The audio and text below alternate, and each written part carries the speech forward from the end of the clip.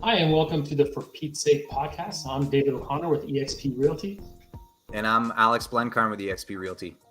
And today we're going to be talking about the Peterborough City April 2023 market stats. Then we have our deal of the month for you and our tip of the month.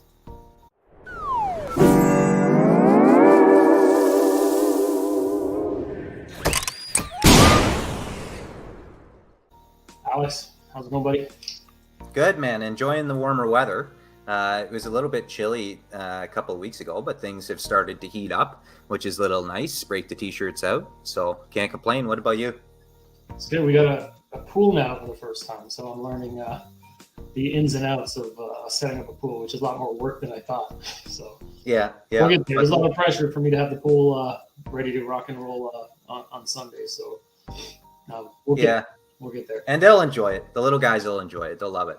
A couple cannonballs. There's a lot of pressure. I'm trying to set everything up. There's all the plumbing, and then there's like dealing with the chemicals and all that. Meanwhile, I have the family in the background, like blowing up all the pool toys, like staring at me.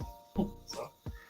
Well, hey, if you open it up successfully this summer, maybe we can do that as a future tip of the month, and you can share what you learned. I'll be the pool guy. Maybe we'll bring in a professional and we'll interview them instead.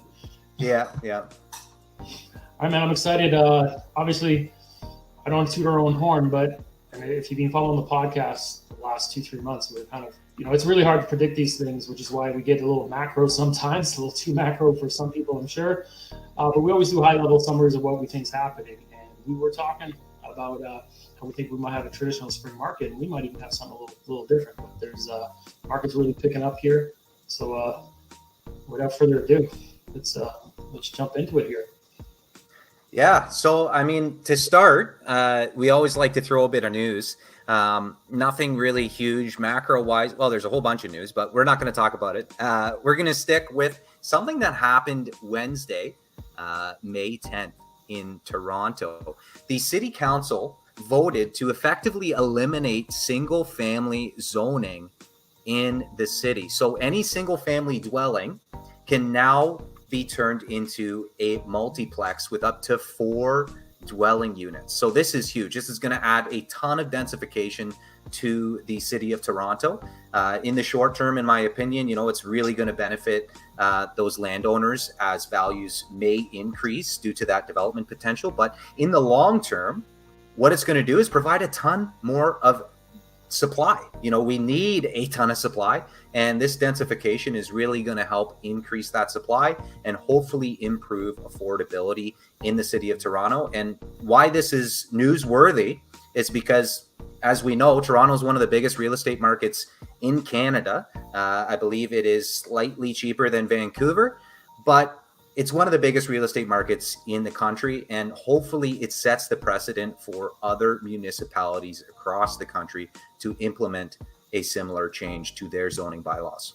Yeah, I was just thinking about that. Like, what will happen if that trickles down to the surrounding areas and even up here in Peterborough? So, for those of you who don't know, I think it was spring of 2019, 2018, maybe. Provincially, they rolled out the accessory apartment qualifications. So a little bit of history of Peterborough, it was very hard to get a property rezoned for a 2-unit, near impossible. But now, if you meet the fire code and all the requirements, you can turn any property into a second unit. So what's going to happen with what just happened in Toronto? Like, are we going to be able to turn some bigger homes into like triplexes or fourplexes? I hope. Affordable housing prices in Peterborough and a lot of the other areas. So yeah, that's why I think it's big news for Toronto, but it could trickle down and be really, really influence our market as well. Yeah. So again, it's maybe 10 years down the line, but let's see what happens. We can, some different municipalities, they move at different speeds.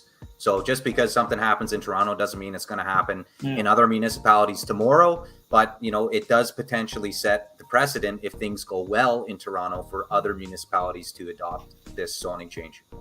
And we all already get a lot of out of town like interest for like investment purposes for our market. Well, what's for sure if it's so easy to rezone triplex, fourplex? For sure. yeah, let's see what happens. Yeah, let's see what happens. And speaking of investment, stay tuned for the deal of the month. We've got a beauty here today for you guys. Probably one of the best investment properties that we've ever analyzed. So stay tuned for that. Solid tease. I like that. Yeah, so let's break these down here, Dave. 2022 to 2023. So now I'm going to read these stats, but let's talk first about what happened last spring. It was nuts. It was the peak of the real estate market. March, I believe we peaked in 801, and April was slightly lower than March, but still crazy. So it's pretty good to see this recovery. We're only 3.6% below what the average price was last year. Last year was nuts, and we're only 3.6 below. So we've gone like this, and now we're coming back up. So it's great to see this sort of recovery. You'll see it in the graph. I mean, we've really gone like that. So yeah, we can see that with the average price. New listings are down about 35%. Again, the story for April, not a lot of activity, but prices seem to have increased. Number of sales, again, not a whole lot of activity. That are down 27%, and days to sell, I mean, it's up 1,200%. So it's pretty high. We'll go over it. It's not alarming. It's pretty normal for a typical April. It's just last year was nuts. Yeah, the one again, I know it's a smallest number here, but that 3.6, if you've been following, we're comparing year over year. So April this year to April last year. So when we did March, I don't remember offhand. We'll see it in a second. But it was there was a huge gap between the price points. And I don't, if you remember, I predicted by June year over year would actually finally be higher. We actually looks like we're going to see it by May. So yeah, I wasn't quite on the ball, but we'll see what happens in May. But let's into this here. So there's the graph there. I mean, you can see the peak in 22. That's that highest point where you're sitting around 800. But you can see, again, we're responding slightly like a hockey stick. We're going up pretty quickly. Look at that large jump between the last two bars there. And we'll get into what that jump exactly was, but it was huge. Yeah, there you have it. Wow. About $76,000 increase month over month from 619 to 695. I think it was about 12%. 12%, yeah. 12% increase month over month. Like, that's just ridiculous. That's nuts. We could feel it. I knew this number was going to jump, but this caught me off guard. I saw a couple of agents posting the market numbers, and I thought they did something wrong. And then you pulled the numbers. I was like, wow, 12%. Yeah. 12% in 1 month. To put that in perspective, when I bought my home in Peterborough in 2011, in the first 4 years, property value in 4 years went up about 5%. Yep. So this just went up 12% in a month. Yeah, and that's something we see. I mean, look at the recovery. You're down at 575, and you've gained almost $120,000 for the average price in the last 6 months. And this slide also is what we were talking about. If you look at the months over months, so if you go back to January of 2022, we were at 740 to 601. Then February at 800, like almost 200K, 800 to 605. Then March, things almost 200 again. But now look at this. We're only about 25K off. That's why I think there's a good chance. Maybe I could be right on my projection. We might be in the low sevens when the May numbers come in, maybe around 715 or something like that. Yeah, let's see. Definitely by June, we'll be above year over year. And something neat that you kind of see. So $76,000 is nuts. That's a lot of money to gain month over month. But as you guys can see, I mean, look at the values here. Look at 2021, November to December. That's almost $99,000 in 1 month. Like, that's a crazy increase. So this is the second largest increase we've seen in the last 5 years, month over month. And it's behind that November to December change there. And that was right when things were just starting to heat up. There was no inventory on the market, and things were just really starting to ramp up at that point. You can see the jump between November and December there. And I think we're at a really critical point here. So what could happen, there's a couple of scenarios what could happen from here. after the average, I guess, seller consumer um, realizes this jump has happened, you might get a lot of those fringe sellers that are kind of thinking about selling. When they see that jump like this, you might see a spike in inventory, which the market really needs right now. But if for some reason we don't, then if there's lack of inventory, and we know it seems like the buyers are back, you could see this continue to trend up aggressively. So I think that the May numbers is going to be huge. We'll know if we're in for just a spring spike or if this could get out of hand later. Yeah. Again, one data point doesn't indicate a trend. So again, we have to wait for more data points to be able to call this a trend. But it was pretty surprising to see that jump month over month. That's nuts. Yeah, and if we look back at last year, when the peak was in February, started to trend down a little bit in March, but then all the inventory came by May, June, July, and but the buyers weren't there, and the prices declined. So it could go either way. Can't wait to see the May numbers. Yeah, and new listings there again. You've got a jump month over month, but we are down year over year. But you see, I mean, it's a pretty big jump month over month. You're maybe sitting around 125-ish. I believe it actually came in at 123 new listings for the month. Let's see. So yeah, there it is. That 123. Now we're down from 192. But if you look across the month of April, I mean, 2020, we all know what happened in March of 2020, the COVID-19 lockdown.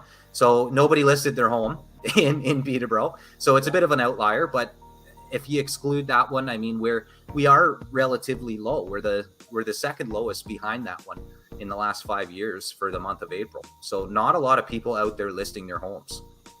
Yeah, let's see if that changes in May. And then number of sales is a similar story. Again, there seems to be an increased buyer activity month over month, but year over year, it's not as hot as it was last year. So you can see it there. I mean, 78 sales in April and 107 sales in 2021, or sorry, 2022. 2021 was ridiculous at 166. That's the highest in the last 5 years. But I mean, on average, again, you see 2020 April, that brings it down. Other than that, we're the second lowest month in the last 5 years for the month of April. We're the second lowest for the amount of sales for the month. So yeah, it's nice to see month over month inventory go up, but yeah, this market could absorb a lot more inventory. Yeah, we seem to have a lot of buyer activity out there. Like anecdotally, we're seeing buyers reach out, hey, we're ready to start looking for a house. And we're seeing a lot more buyer activity. Unfortunately, it doesn't seem to be reflected in the stats. Perhaps we'll see a major increase in May. But I mean, just a little jump month over month, even though boots on the ground, it seemed to be a bit of a larger jump. Yeah, we're not seeing it now, but we're almost 2 weeks into May. And from the activity I'm seeing, you're getting a little bit of holding starting to happen again. Multiple offers. So another sign like buyers are back. So yep, buyers are back. And then this one's kind of cool. We're looking at active listings versus number of sales to kind of gauge what's going on with the supply and demand. So again, you can look at the graphs from April, and you can look at the March graph, the next one. Farthest to the right there. You can see the difference between that blue and green bar. That's really what we're looking at. And it's relatively stayed the same. I mean, you don't see as large a difference as you do there on July 2022. Huge difference between those blue and the green bar. You don't see that big of a difference, indicating that inventory is pretty tight and there's a lot of demand out there compared to how much supply is out there. Yeah, again, this doesn't capture, this isn't necessarily new listings for the month. This is all active listings. So there is spillover from the previous months. Yeah. So there is some carryover month over month. And you can see it there. We're at 124 and 78. So, I mean, I still think that's pretty good. You've got about 40-ish listings sitting that haven't sold in terms of active versus sales. So there's about 40-ish that are sitting that would have carried over to the month of May, which isn't too bad. when we look at, last month, again, you're about 40. So you see a similar amount of supply and demand out there. So similar market conditions in March that we saw in April of 2023. And days to sell, again, this was the one that was up 1,200%. Again, it's not crazy. Look, we're under 20. So these homes are selling in less than 2 weeks or around that 2-week mark, which is pretty good to see. It's just when we compare that to last year, it's a huge drop off in terms of the increase. So you can see 18 days to sell in 2023 April, and we were at 8 last April. So a huge increase there. But again, it's not abnormal to see 18 days to sell. That's not too bad. As you said, I especially the under 600K price point, even maybe the under 700 in Peterborough, you're starting to see a bit of holding. I think that might pick up, and you might see a good percentage of properties in that price point start to hold, which will drastically reduce that. Well, that 18 could drop. High singles in the next few months. And you look at December, right? 2022 December, 4 months ago, it took twice as long to sell your home as it does now. I mean, that's pretty cool. It's about 2.5 weeks to sell your home now. It used to take about 5 weeks. And then we've got months of inventory here. So again, we're at 2 months of inventory. So we are in a seller's market right now. I do believe there was a slight decrease in months of inventory between March and April, but we are in a strong seller's market out there still. There is not any inventory. There's no inventory out there, and there seems to have been an increase in the amount of buyers out there. So again, you get lack of supply with an increased demand. Prices tend to go up. I know every month we for those who don't know, this stat is really as if new inventory froze, and it would take approximately 2 months to burn through the inventory that's currently on the market. At the current rate of sales, yeah. So at the current rate of sales, it would take 2 months to burn through everything, and then there's nothing left for sale. Yeah. And then what's under 4? Yeah, I think it's around 3 now. I think under 3, you're in sellers, and then I think it's like 3 to 5, 3 to 6, you're in a balanced market. So you're excited for this one, buddy. Yeah, so this is a little bit of a thought experiment here. We've had a couple of people that I've seen that are, asking the question, is this a normal spring, or is this something that we haven't seen?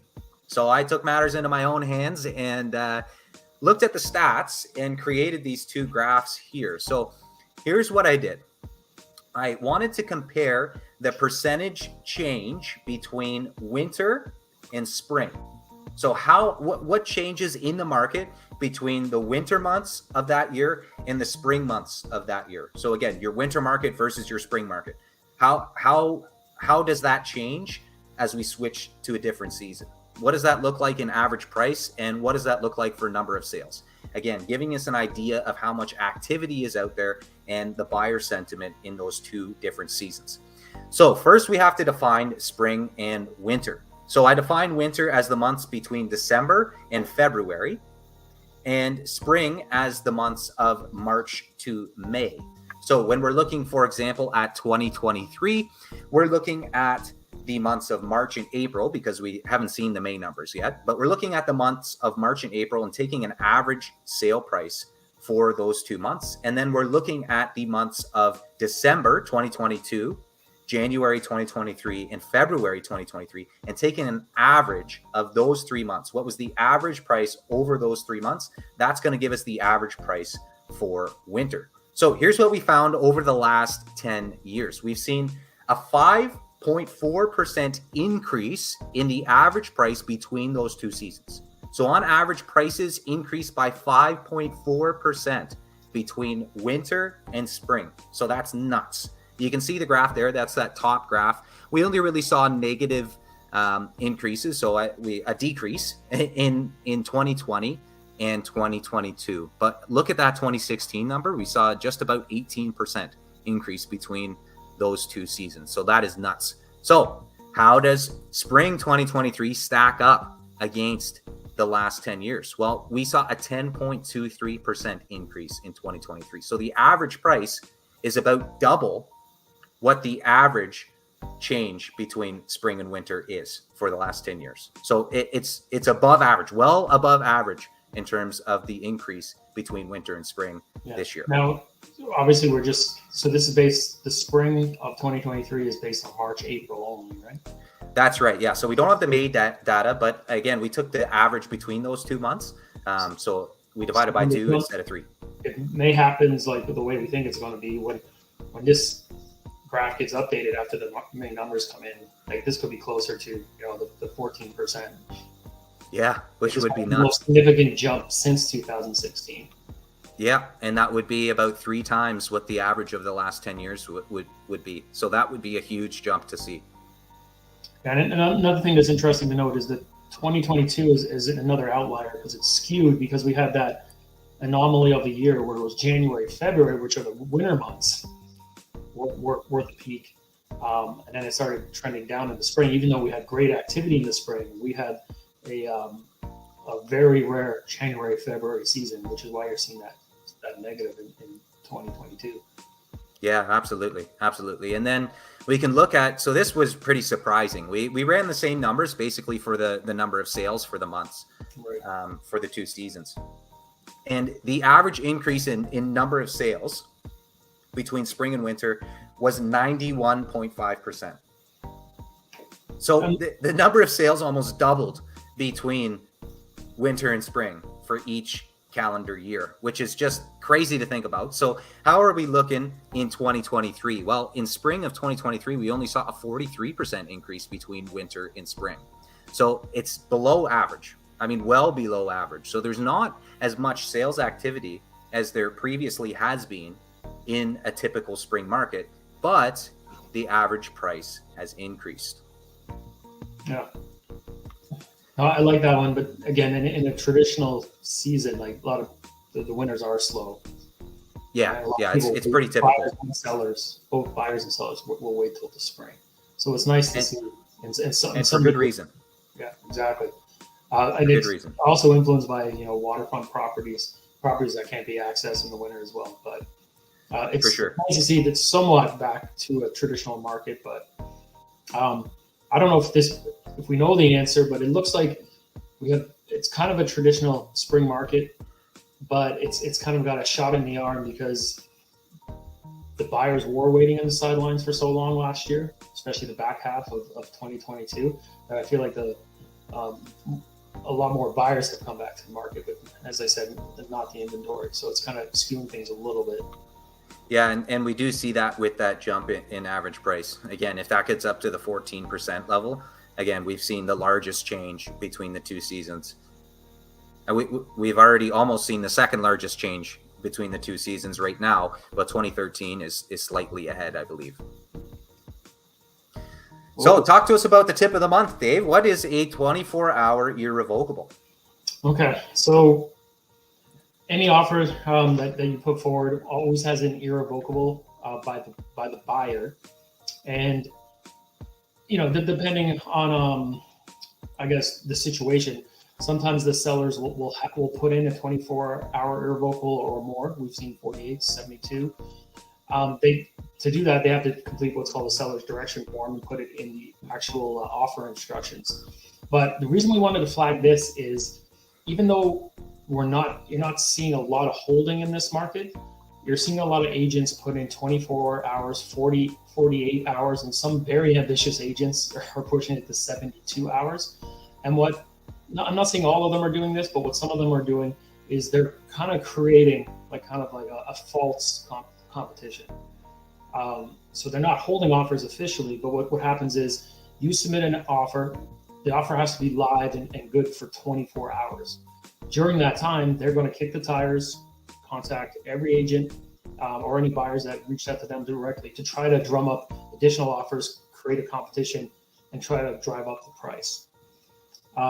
So again, they're not holding, but because they have this period, and if you honor this, again, if they have a seller's direction, then they depending how it's filled out, they don't even have to show the seller the actual offer, right? Yeah, and again, this is best interest of the seller. That is what the listing agent has been hired to do. So they are doing this in the best interest of the seller. Unfortunately, it can get a little bit tricky for buyers because, again, like Dave was saying, your offer is live for 24 hours. So what that means, I submit an offer today. It's Friday at 5 o'clock, and I want to submit an offer. They're not going to look at it until Saturday at 5 o'clock. So that gives them 24 hours to decide what they want to do with that offer. So there's a large gap of time there where it gives them the opportunity to potentially call around to other agents that have seen the property and say, hey, we've got an offer in hand. We're going to present tomorrow at 6 o'clock. Are you interested? And again, it's used to potentially generate multiple offers at one time. And it is in the best interest of the seller to do this, especially if the seller does want you to take that route. Because as we've seen in the past, the more offers you get, generally the higher you get in terms of purchase price. Yeah, and we did want to flag that this is a little gray because really the 24-hour revocables traditionally would be for something that's maybe an estate sale or something where like multiple people have to make a decision, so they need more time, or maybe the buyer or the seller's a shift worker or different things, or they're traveling. That's traditionally when you would see these. But it's almost like they're being leveraged now. And you can do it, but they're leveraging this option that's available to create potentially a competition. And it can be a little frustrating for buyers too, because you're on a pose, you submit your offer, and then a couple hours to go and you're 24-hour revocable, and something trickles in. Next thing you know, you're in competition. And if you're just looking on the public sites, for the most part, they usually show this in realtor remarks and not in the public remarks, so you wouldn't even know this until your realtor advises you. Yeah. So again, it's almost like just a heads up for the buyers out there that we're seeing a lot of this. It's almost like sellers dipping their toe in maybe starting to hold offers again. So I think we might see a shift if the market keeps going the way it is, and we'll see a little bit less of this and more holding offers again for a week. Yeah. So be prepared, buyers. Be prepared out there. And what are some things that buyers can do to get prepared for a holding offer situation? I mean, I would say one thing is just be locked down on your numbers. The conversation I have is, okay, right now I'm talking to my buyer. We're on a post. So there's one strategy when you're on a post. So for example, say the property's been sitting for a few weeks. You don't know, but maybe people are sitting on the sidelines. And as soon as that one offer comes in, could drum up some activity. So I always like to have that future conversation, or at least lay the foundation for a conversation. So I'd say, okay, this property's been sitting at, $590 for like 2 weeks. So that first offer is probably not going to be higher than $590. If anything, I would try to, if it's been sitting, you want to maybe come in just below. But then you tell your client, if we end up in competition, the whole strategy changes. And then maybe a couple more offers come in, and then, okay, just let's be prepared if that's going to happen. Well, what our strategy is for that situation. So, maybe we'll go in at 600, and maybe we'll amend this condition if that's the case. Just have that conversation early so they're not blindsided by it. Yeah. All right. So, deal of the month. Remember, I teased this one a little bit earlier. We've got quite the deal here. 710 Water Street. So I'm going to pull it up here on realtor.ca just to show you guys what this one looks like. But again, so why is this the deal of the month? Well, shout out to Brad Smith, first of all, for doing an incredible job on this property. It's got 7 bedrooms and it's at 580. That is, or 579. That is just crazy. And why is this the deal of the month? Well, because look at that gross income. That certainly is gross, isn't it, Dave? We've got $49,000 per year. What does that equal monthly? Well, we did the math. It's about $4,119 a month. $4,119 a month in rental income. So this is just fantastic. Let's run the numbers, but first let's look at property. So it's, again, one of those old brick homes you see on Water Street. I believe this one does have 2 kitchens as well. Again, it's one of those 2.5 stories. It's spray foamed insulation in the basement, I believe, and then there's the shed out back. So how does this look numbers wise? Well, all of these tenants are on a 1-year lease, so locked in for 1 year at $4,119 a month. So let's look at how these numbers play out. So we've got this rental property calculator, again, found on calculator.net, and we're sitting right now at $356 per month. Doesn't sound very good, does it? But then let's look at what we punched in. We punched in worst case possible. So we've got 8% for property management. Again, you can manage this property yourself, but this 8% allows a property manager, you're really seeing around 8 to 12%, depending on what services the management company offers, but let's run it at 8. Vacancy at 5%.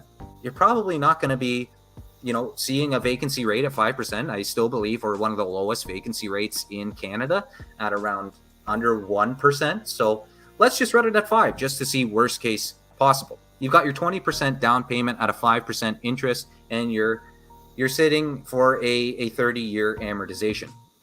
So property taxes, they were given, they're $33.26. Total insurance, we estimated at around $2,800. Again, in order to get an accurate estimate, I always recommend speaking with a insurance broker to actually get what the insurance would be on this type of property. But again, we could throw a number at it and kind of estimate what it might be. Maintenance, we're putting around $200 a month. You don't have to go that high. This is just going to help because it's a student rental. And again, you're still sitting now at $356.99. So let's say you wanted... That's your cash flow for the month, right? That's your cash flow for the month for the first year. Let's say you wanted to run this property yourself. Let's hit the handy dandy. Look at that. That's nuts. $700 a month if you're running this property yourself. You're not going to have a property manager. You're getting $700 a month in cash flow if you purchase this property at the list price. So just a fantastic deal here. Any thoughts about that, Dave? No, I think the numbers are great. The only thing I'd flag with this specific property is it is a little bit older. It's like a 110-year-old home. Yeah. It looks like they did, I thought I saw they did the shingles in 2013, so they're 10 years old. But some of the mechanical elements of the home may be coming up.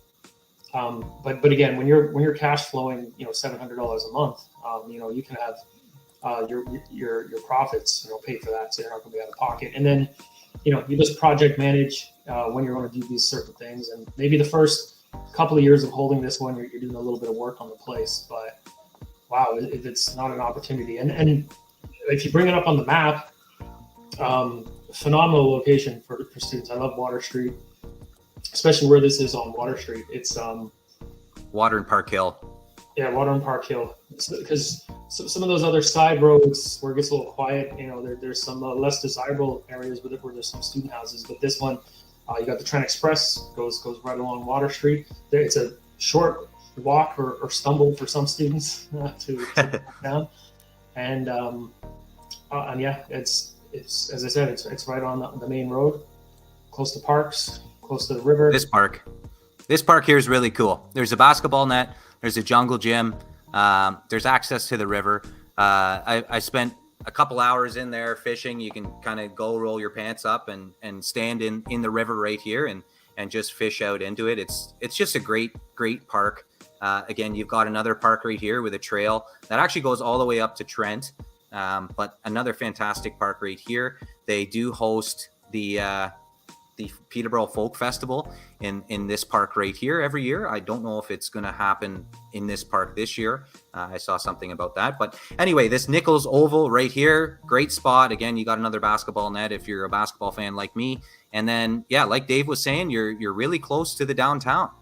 I mean, you just kind of go down Water Street right here and you're really in the downtown core. Yeah, no, we really like this one. As we said, the other one on Water Street, we really like this one. This one could trump it, or pretty close at least.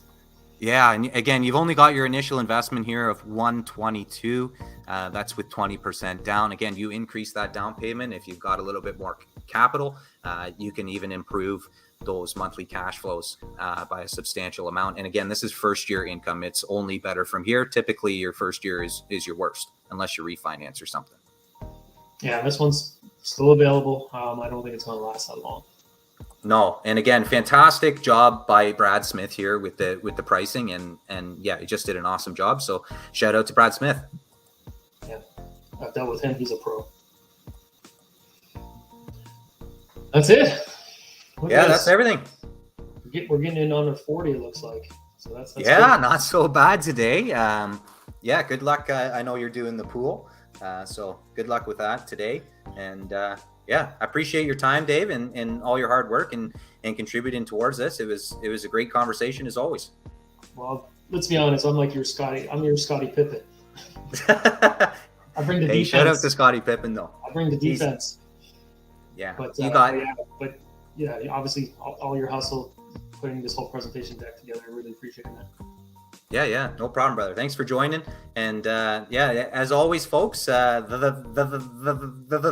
all, folks. Take care. Thanks for joining us.